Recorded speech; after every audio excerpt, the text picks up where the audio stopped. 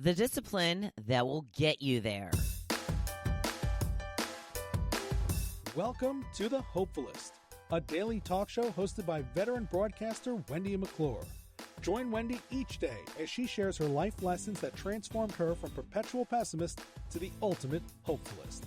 The perfect morning show to get you caught up on the day's top stories while sharing insights that will lead to positive transformation and bring out the hopefulist in you. For more inspiration, visit Hopefulist.com. And now, here's your host and hopefulist, Wendy McClure. Hello and welcome to the Hopefulist. Thank you for joining me for your daily dose of inspiration and positivity. The quote of the day reads, "Do the work others aren't willing to do, and you'll get the things others will never have." There we go. Goes into our topic of the day of discipline. I'll be talking about discipline today. What you need to do to get you where you want to be. Yes, it takes work. We talked about this yesterday. Everything in life takes work. Everything. And the work that it takes to be at our ultimate happiness should be work that we are willing to do, work that we are dying to do, work that we can't wait to do. Yet it doesn't seem to pan out that way for some reason. So I'm trying to change your perception of that kind of work. You have no issue working for the meals that you need every day. You have no issue working for your children, no issue working for your relationship, no issue working for your boss. But when it comes to working for yourself and your own happiness, we seem to think it is not worth the work. I'm here to tell you, oh yes. Oh yes it is. The fun topic for today, what was your first job? I guess technically speaking, my first job that I got paid for was as a house cleaner. And I did my uncle's apartment. I cleaned my uncle's apartment every Friday from the age of 12 to 16 until I got a real job. I did it for 4 years. And it paid terribly. It paid terribly. In the 4 years that I worked for him, I ended up with a $5 raise. I went from $10 a week and I ended at $15 a week. I don't know. Is that a good raise or a bad raise over a 4-year span? I mean, it's double.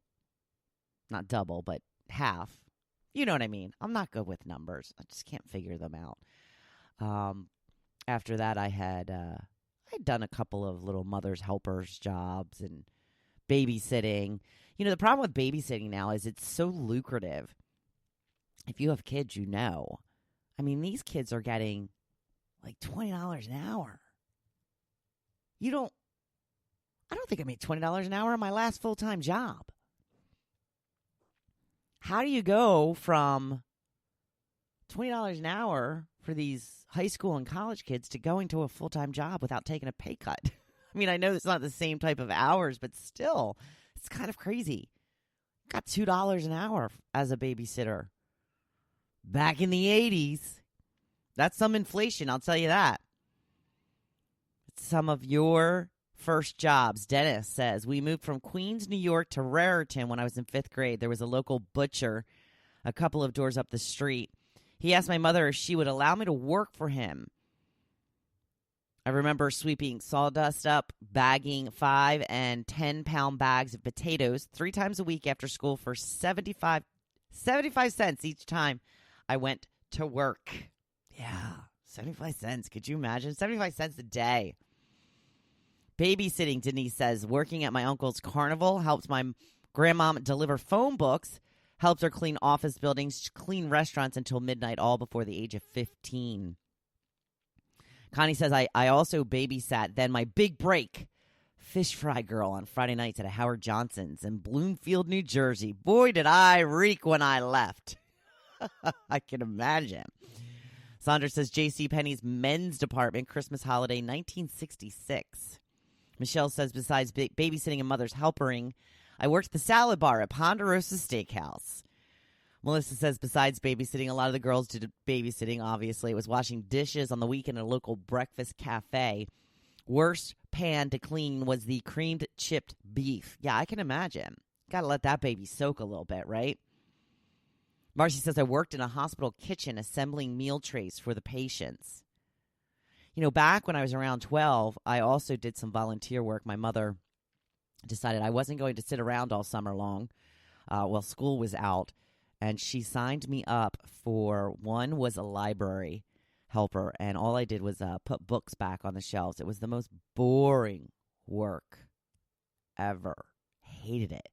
I also volunteered at a local senior citizen home, and they were very mean to me. I would just try to help, and they would literally yell at me, "Get away from me. I don't need your help." I mean, I was a kid. Now I kind of understand, I was trying to help, and they probably resented the help. They didn't want to need help. But it kind of soured me on working in a place like that. These were just volunteers. I actually begged my mother to allow me to stop doing those two volunteer jobs, and she graciously did. She did. I only had to do them for a few weeks, and she relented. Kim says she was a lifeguard in Barnegat Light. Well, that's a little show-off first job, isn't it? Corinne says, I scooped ice cream at a place called Cannon's Ice Cream Corner. Laurie says, my first job was babysitting, but after that I worked at a stationery store restocking cards. Michelle says, babysitting, then I worked in the bakery at ShopRite. Another for babysitting. Nikki says, Jiffy Lube and Hazlitt. I'm assuming she worked at the desk. If you knew my friend Nikki, you would not be able to see her changing oil. Just saying. Not saying a woman can't do it or women don't do it. Nikki, I'm thinking, did not do it.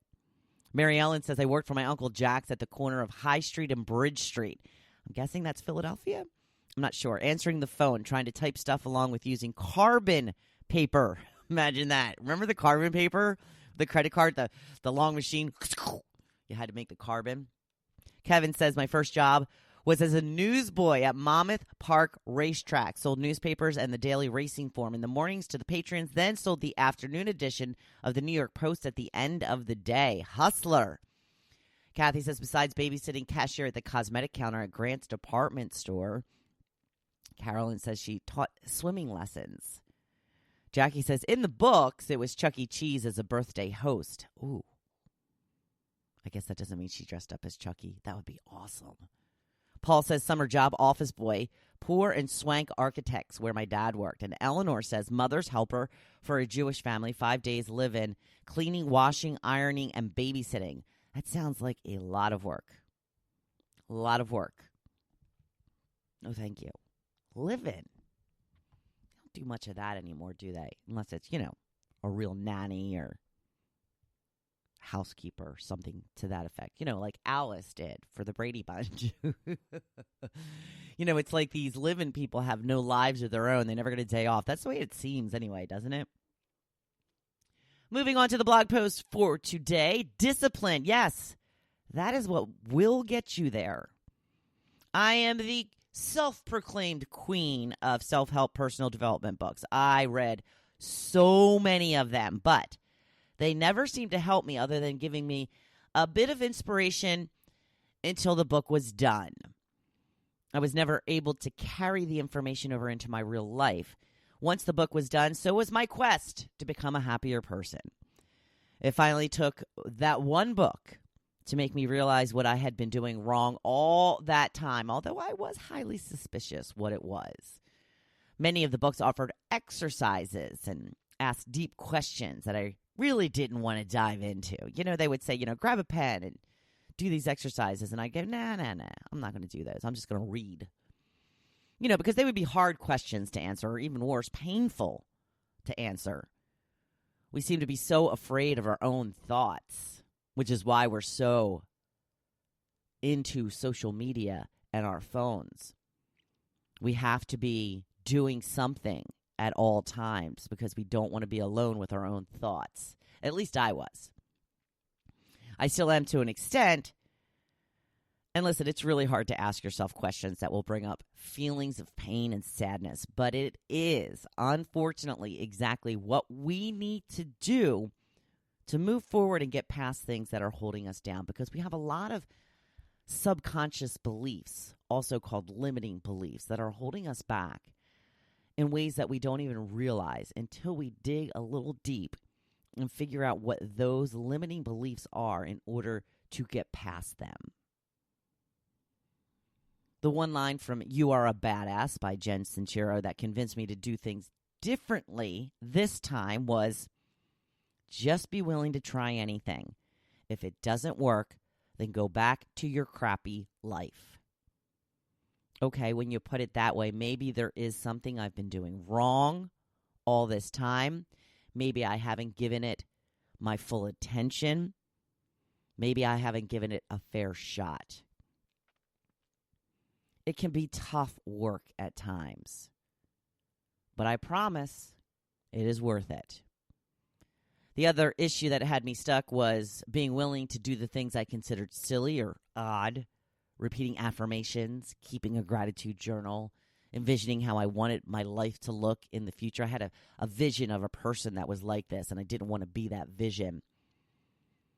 I had to learn to let go of things that were no longer serving me, learning what worked for me and what didn't, letting go of the need to feel cool all the time.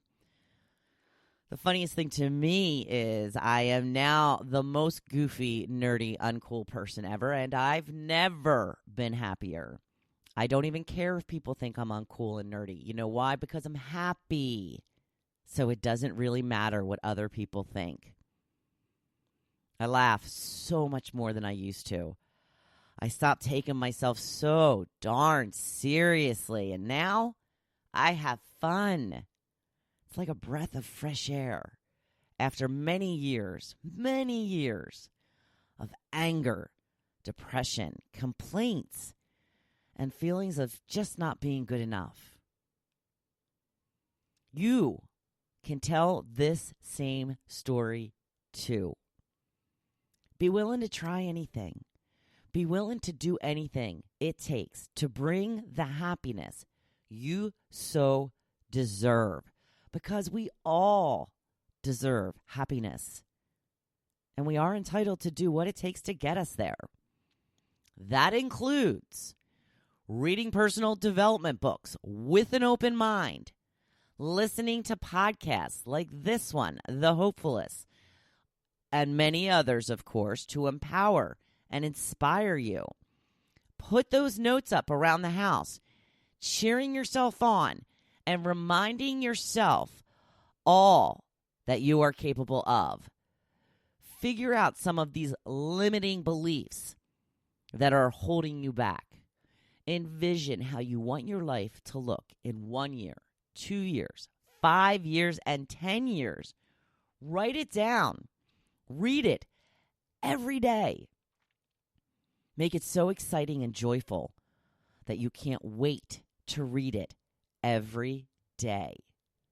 Be willing to keep learning and growing. True personal growth never stops. It's a lifetime lesson, one that will be so worth it. You want to be on your deathbed thinking, wow, I really did it all. Get yourself a routine dedicated to your personal growth and development. Take the time to do a daily gratitude. Be willing to ask the tough questions of yourself.